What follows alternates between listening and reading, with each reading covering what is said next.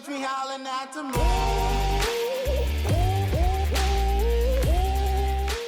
What's up guys, and welcome back to Park Pros. Across the Six Flags chain over the past couple months or so, we've seen several parks issue formal announcements outlining various park improvements a few weeks prior to their opening days. While these sorts of announcements have traditionally taken place in late August and feature the company revealing all the new attractions across the entire chain at once, there weren't a whole lot of major capital expenditures for 2022 in the aftermath of the last 2 years of the pandemic, and due to Six Flags bringing on a new CEO and senior leadership team. Anyways, this week it was my home park, Six Flags Great America's turn to unveil its park improvements for 2022. And what they announced was basically the worst nightmare for a Marriott-era Great America purist like myself. Six Flags Great America's big reveal for 2022 is that one of the park's original themed areas that debuted with its opening in 1976 will be receiving a re-theme to DC Universe. Seriously. Now this development, to me at least, isn't really shocking at all. About 6 months ago I made a video discussing the imminent retheme of V2 to The Flash, where I basically predicted everything that was announced today. Take a look.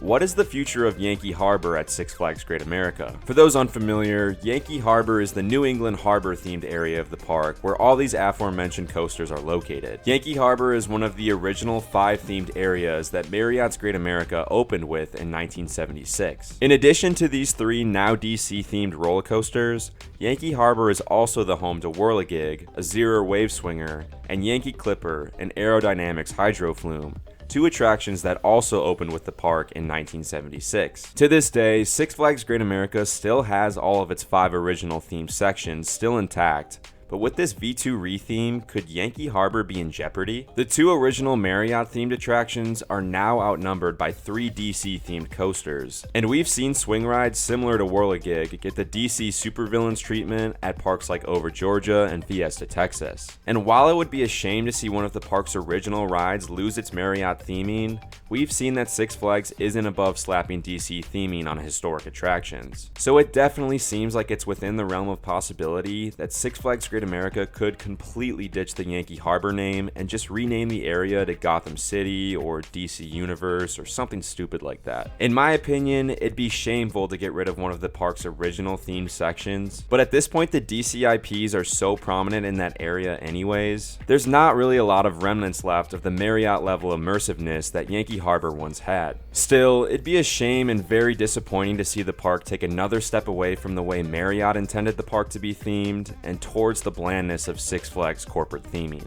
As you can see, my speculation was pretty much spot on. Now this isn't meant to be a brag or anything, and it's more of a testament to the fact that Six Flags as a chain has become painfully predictable with their theming choices over the past couple years. So yes, V2 is now the Flash Vertical Velocity, Whirligig is now DC Supervillain Swing, and by far the worst one of all, Yankee Clipper is now Aquaman Splashdown.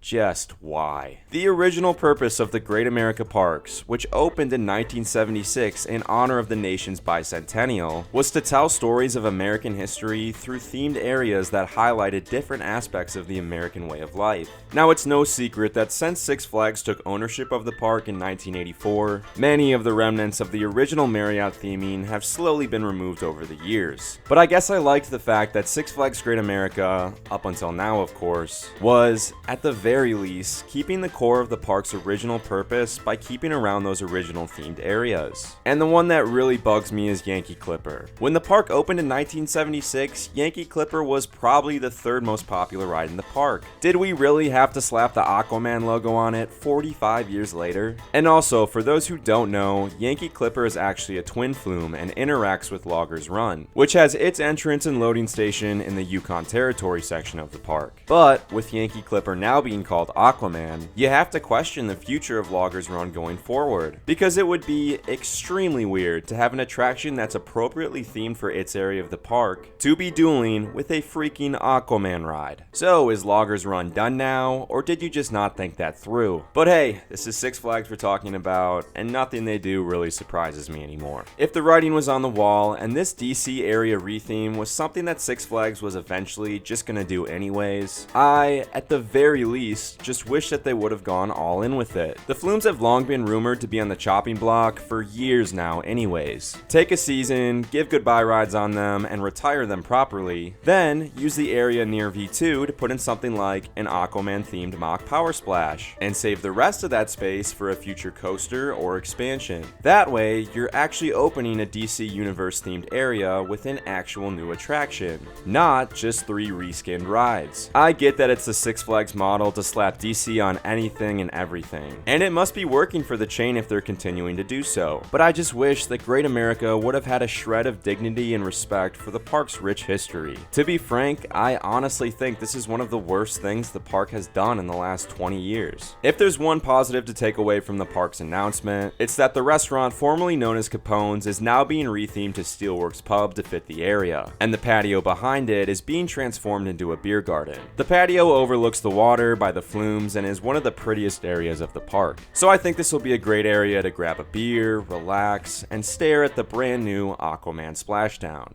God damn it, Six Flags. Additionally, the park also announced a new 3-tiered pass program, which features a Thrill Seeker Pass for $79.99, an Extreme Pass for $169.99, and an Ultimate Pass for $299.99. So in summary, if you still have a Six Flags membership, hold on to that puppy as tight and as long as you possibly can. That's all for this Six Flags Great America news update, and while this news is disappointing, I'm still willing to give this new area a chance. There's always the possibility that they do a great job with this retheme, and it completely revitalizes that area of the park in a positive way. But I guess we'll see on opening day. That's all I got. If you've enjoyed this video, please be sure to drop a like and a sub, as it really does help out the channel a ton. Thank you guys for checking out the video, and we'll see you all next time.